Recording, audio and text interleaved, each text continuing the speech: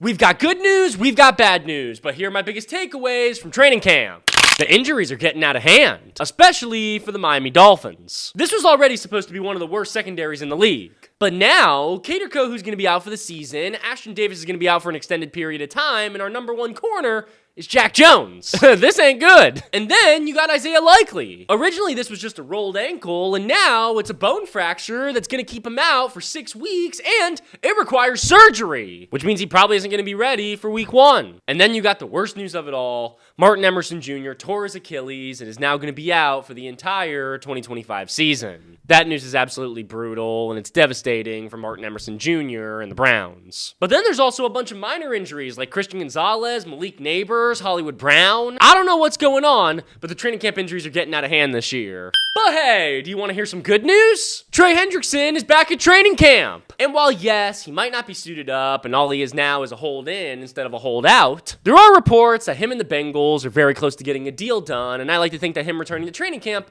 means that they're pretty close. Jir Gibbs is going to be the RB1 this year. Unlike past years where David Montgomery would be the first running back out there, Jir Gibbs is now the first running back out there, and he's seeing a bulk of the snaps. He's going to get more touches, he's wearing the number 0 now, and he's going to have the best season of his entire career. The preseason is going to make or break Shador Sanders' career, because right now, he's moving up the depth chart and working out with the 2s. And if he puts together a good preseason performance, he's going to get some work with the 1s. Luther Burden is our new Kadarius Toney. And don't mistake what I'm saying here, that's not me saying he can't catch the ball. That's me saying that he's a very talented player with a big personality. One day he gets kicked out of training camp, the next day he's catching touchdowns. And finally, I think the Jets might be good. Aaron Glenn has his Jets team locked in as much as I've ever seen in my entire life. And you know who's going to be the biggest beneficiary of that?